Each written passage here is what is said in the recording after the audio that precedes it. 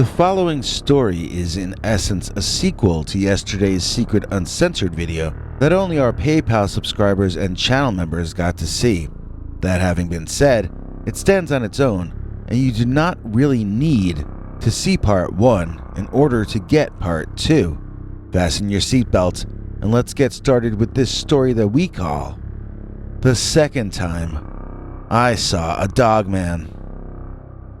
Dear Scary Stories NYC, I'm calling this the second time I saw a dogman in reference to the other story I sent you, but this is actually about more than one sighting.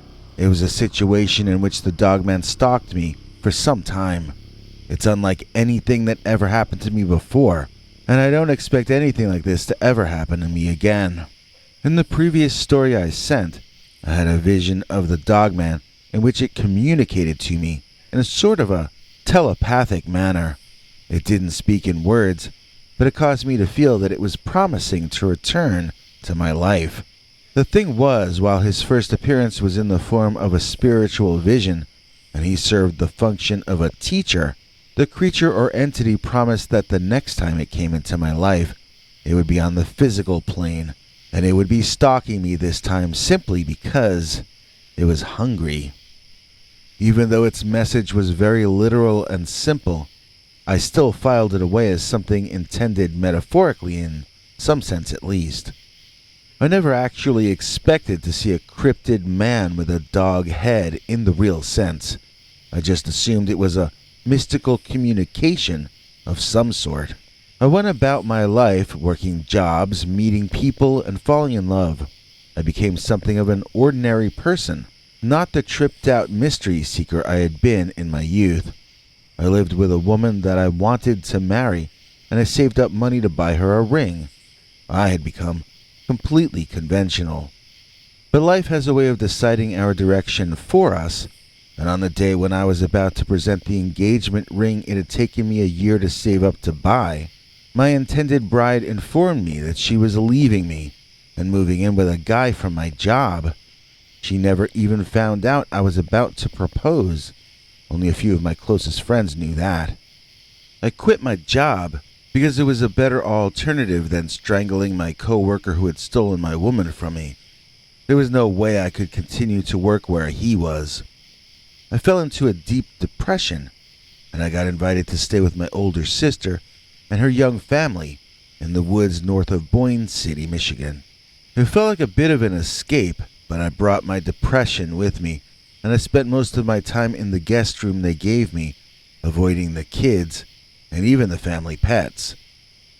I just stared out the second-story window at the woods, and I felt sorry for myself. I had built up to asking that woman to marry me for so long, I couldn't believe it ended that abruptly. If she had passed on in a car crash or something, I'd have been in as much shock. But this was like her becoming a vampire version of her former self, a vampire version who hated me as much as the living woman had loved me. I had a lot to process. I had lost my mate, my home, my job, and my life. I didn't know who I was anymore. But there was still one individual on Earth who knew exactly who I was, and he dropped by to pay me a visit. One evening around sundown, I looked out that window and into the woods, and I noticed someone in those woods looking right back up to me. It had glowing eyes, but otherwise appeared as a dark silhouette. It darted from behind one tree to behind another, then another. The entire time, it looked up at my second-story window, almost as if it wanted my attention. To me, it looked like I was seeing a dog-headed man. In fact, it looked just like the dog-headed man from my vision of years earlier. I chalked it up to my depressed mind playing tricks on me, and I took a nap to try to feel better. With sleep came nightmares, however. The nightmare I remember best was one in which I was freezing cold, walking along a highway out near that house in northern Michigan. I sensed that I was being stalked, and I knew somehow in the dream that it was the dogman doing it. I passed an old-school Clark Kent-style telephone booth, an enclosed glass phone booth like from the mid-20th century, and I went inside to cut down on the chilly wind blowing on me and to try to feel warmer. Once I got the doors shut, the phone began to ring, and I was able to look at the phone and know who was calling. It was the Dogman, and he was reminding me that he had promised to return. The wind began freezing me even inside the booth, and I felt trapped in every sense of the word. I woke up to find the covers on the floor and the window wide open, with a cold breeze freezing the guest room. Had I opened that window? I had no memory of doing that. I felt like I was losing my mind, and that I had become self-destructive. I remember getting up in the darkness just before dawn, as it had become impossible for me to sleep longer than 2 or 3 hours in a row. I sat by the window, deciding to watch the sun come up, but instead, I saw the dog-headed man again, and once again, he was staring up at me. I walked from one window to another, and as I moved, the glowing white eyes of the entity seemed to move with me. It was a terrifying thing to see, and yet at the same time, I only had the dullest of reactions. Yes, I remembered. The Dogman promised that when I saw him again, he would come in the form of a hunter. When he once again was in my life, he would intend me to become his prey. I was having my life threatened, but I was so down on my chances for the future that I almost welcomed the implied threat of his presence. Maybe it was good timing for him to come back, because maybe I had run out of my rope. Possibly I should just give up and let him take me. These were dumb thoughts, but my fall into depression had made me a dumb guy. As sorry as I was feeling for myself, I was still being a narcissist, and the entire world still revolved around me as far as I was concerned. Yes, I was wishing to quit my life, but that only made me feel more dramatic and self-important, in a self-loathing kind of way. I wasn't thinking about anyone else. I was only thinking about myself. At breakfast, one of my sister's kids was upset because their cat was missing. When I heard that, my heart sank. I knew in that instant why the Dogman had been there the night before. It was about me, yes, but now he was going to cause harm to those around me and make me wait for mine. I didn't care if he threatened me, but I had no idea he would stoop so low as to do what I was thinking he must have done. For the first time in a long time, I decided to do something for someone else. I decided I'd better get away from that house before the creature did something to hurt this innocent family. If he wanted to take me, then fine, but I didn't want innocents hurt because of me. I told my sister I was going to go on a long hike, and I asked her if she could drive me to a sporting goods store so I could get myself a tent and some camping equipment. Her husband was so thrilled at the idea of me leaving that he gave me all his expensive camping gear for free and asked me which camping grounds I wanted him to drive me to. I accepted the gifts of the backpack and equipment, but I told him I was just going to wander into those woods behind his house. He warned me that it was just forest back there, no official campsites for many miles, which meant no bathrooms, no running water, no electricity, no staff on hand to help me in case of an emergency. I told him that was all right because I had an appointment in those trees. He just shrugged his shoulders at his weirdo brother-in-law, and the family waved goodbye as I walked alone into the forest that I had seen the Dogman inside of twice so far. It was a downer of a moment, but it was also the brightest moment I'd experienced in some time. At least this time I was doing something for someone other than myself. I knew my sister and her family were going to be a lot safer once I was out of their way and out of their lives. I was thinking I was being mature and noble, but I was just still being a drama queen, really. That evening I stretched out in my tent with the flap open, intending to take a short nap before dinner. I fell asleep a bit longer than I had planned, and when I woke up, there was a terrible odor in the camp. It smelled like a wet dog had just taken a poo right outside my tent. Sitting up, I saw something that wiped all the false drama and self-pity out of my life and replaced it with an emergency in my immediate present. There was a giant, hideous, gray wolf-type monster just outside my tent, staring in at me as though I were a TV show. I reacted like a comedy relief character in an old movie, pulling as far away from the entrance as I could, balling myself into the furthest corner, as though being a foot further away from the beast outside somehow brought me greater safety. The huge, stinky animal leaned its massive dog head into my tent, sniffing around. It smelled the tent opening. It smelled my stuff. It smelled my feet. I got to see the creature so close that I could even see the parasitic insect vermin that infested its gray fur coat. The creature's head alone must have been the size of my entire torso. Each twitchy, buggy ear on top of its head was larger than one of my hands. Speaking of hands, the canine man was down on all fours, supporting itself on two massive arms and hands in the front in order to lean down and look inside my tent. They looked nearly identical to human hands, although they were much larger, and the fingernails were quite different. In fact, they weren't really fingernails at all. They were something far more akin to animal claws. They looked sharp, and they looked like they would feel quite painful should he decide to use them on me. I began to wonder when he would go ahead and do something like that. After all, he had me cornered. I had no place to go. He could take me down at his whim. He could have taken me in my sleep if he had desired to. So what was he thinking? And what was his plan? The dogman withdrew from my tent entrance, and I could feel the earth shake as he ran quickly away and tore into the bushes and trees which surrounded me on every side. I zipped the tent up as though that would protect me, and I ate trail mix rather than starting a fire and cooking a dinner. When I needed to relieve myself that night, I used a bottle, so frightened was I of the idea of going out there in that night.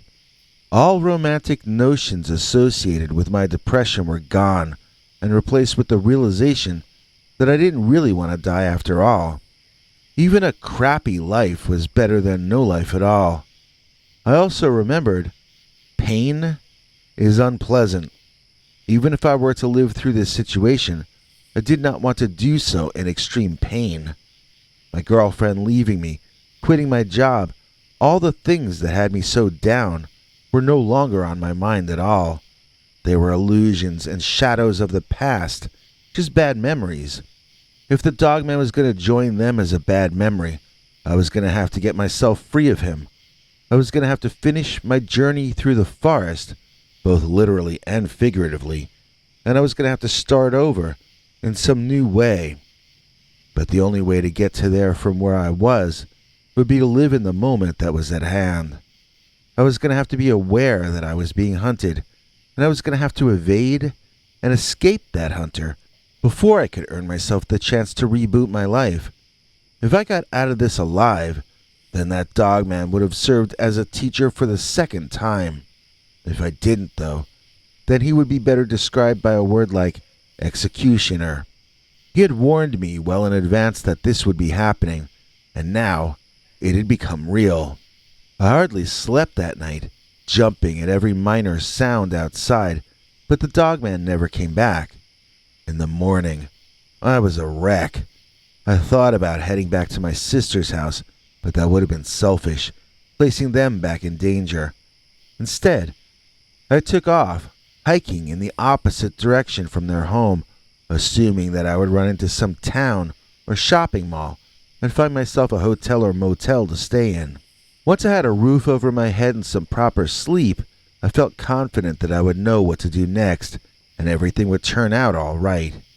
Well, the morning wore on into the afternoon, and the sun began to go down in the sky. I was increasingly tired, and yet I had not come across any man-made roads. I had seen no electric lights, and I had no idea where I was. These were the days long before GPS or cell phones.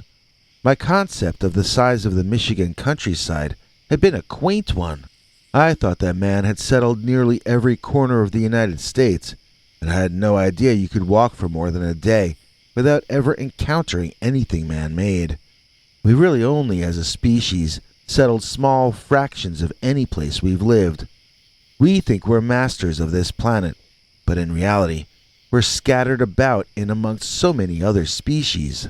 Even now, in what seems to be the end times, there are more places with no people than there are places where we do exist. I learned that lesson the hard way, and panic set in as the sky began to change colors and turn into night. I knew that if I didn't find civilization within the hour, I was going to have to find a new place to set up camp. Once I did that, I'd be a sitting duck for the Dogman all over again. But then another part of my mind objected to my assumption that the Dogman would instantly find me. I hadn't heard it tailing me all day long. It had probably slept during the day when I was traveling, and I was most likely many, many miles away from it. I should stop panicking, this part of my mind told me, and just set up my tent so that I could get some sleep and be able to think more clearly. Then I saw a flickering light in the woods, and I decided to head for it. As I drew closer, I saw it was a campfire. It was another human being, and I was desperate for company, so I called out, announcing my presence and asking if it would be all right to come into camp. I was met with a cautiously friendly response from an adult male voice, so I approached. The man, who seemed to be in his late 30s or early 40s, had a roaring campfire going, which he was heating things over. He gave me the once-over and apparently decided I looked harmless, so he invited me to join him for dinner. I told him I had my own food but would love to share the fire for a few minutes, and we sat together for some time. He said his name was Bill, and I told him my name. I quizzed him on where the closest town was, telling him I was done with the out-of-doors and ready to rent a room and sleep in a bed again. Bill looked at me in the strangest way for the longest time, and he told me to my face that I was in serious trouble. I wasn't sure if he was asking me that or telling me, but it sure seemed like he knew something I didn't. "You're being followed," he stated plainly. I wondered if he was psychic or if he was just crazy. Then I smelled a bad odor that also seemed somewhat familiar, and a shiver ran through me. It was the same smell. The smell of the Dogman. This guy Bill quickly dismantled his tent and threw sand on his fire. I asked him what was going on, and he said my pursuer had caught up. If we were going to go, we were going to go right away. So into the dark night, Bill led me supposedly in the direction of human habitation. He said we were rescuing ourselves, but I didn't really have any proof that he wasn't as dangerous as the Dogman himself.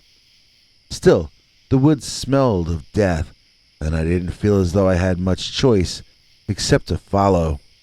We could hear the Dogman coming after us, or at least we could hear someone large in those woods, and Bill instructed me not to look back. "You know who's back there already," he told me. "It's Death. Death is following you." We finally made it out onto a highway, and the way I remember it, he led me to a cheap motel in Petoskey, Michigan. Looking at a map, I don't see how that could possibly be, but that's how I remember it anyway. I asked Bill what I could do to thank him, and he said rent a room for both of us to share. That night, we heard what sounded like a wolf howling outside, and the temperature in the room never seemed to get any warmer, no matter how we fidgeted with the thermostat. At one point, I found Bill up and staring out the window. When I asked him what he was looking at, he just pointed. I went over and looked myself, and I saw two glowing eyes in the trees, directly outside of the room, staring in at us. I thought out loud, asking how I would ever be free of that thing. Bill told me the creature would lose interest in me once I stopped being idle. I didn't understand what he meant, so he told me in simple terms. Get started doing something with your life. If you aren't living your life, then you're just food for someone else, aren't you? The universe has a use for everyone.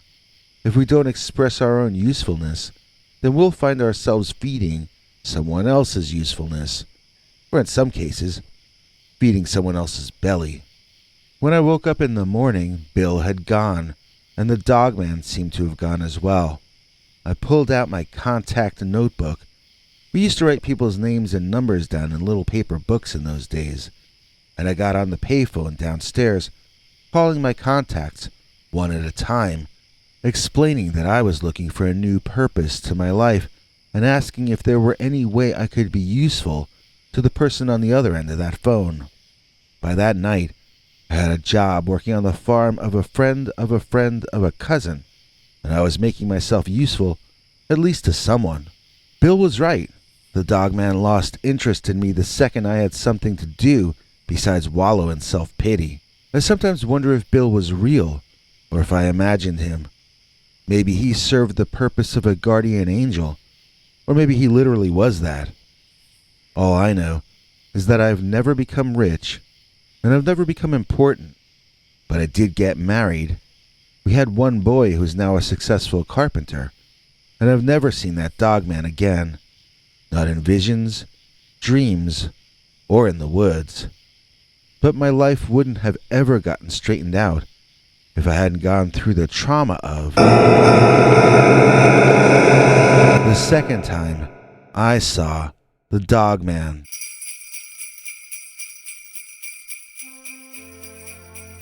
In the old days, people used to celebrate Christmas with scary stories.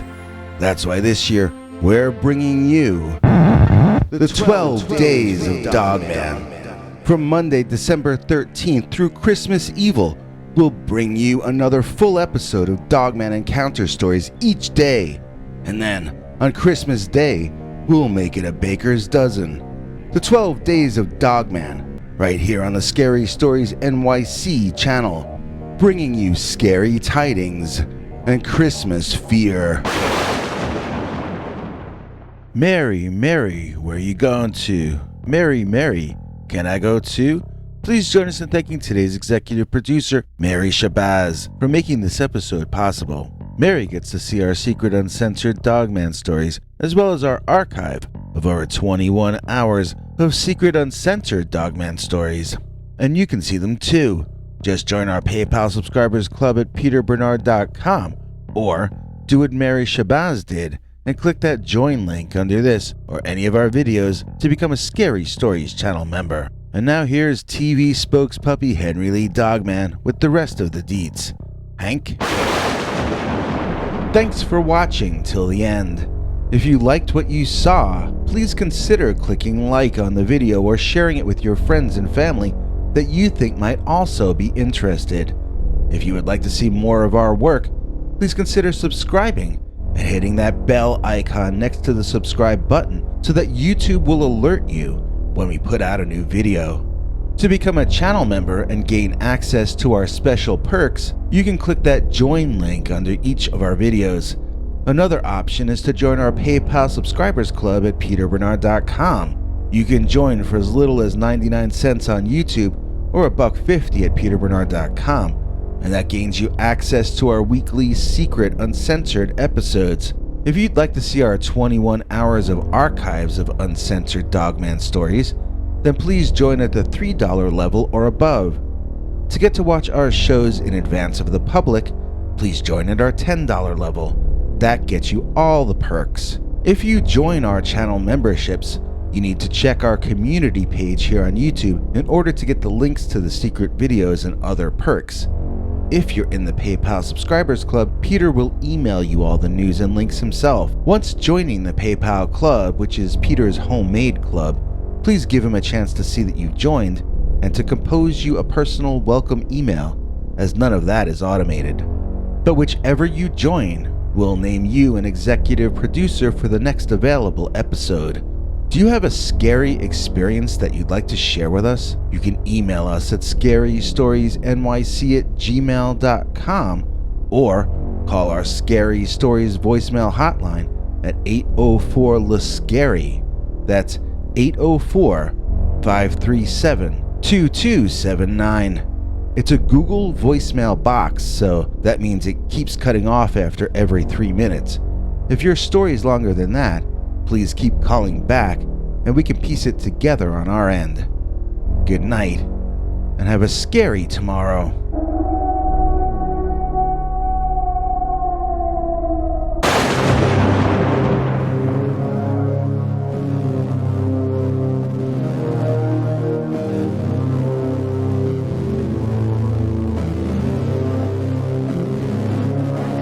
Come back for more scary stories.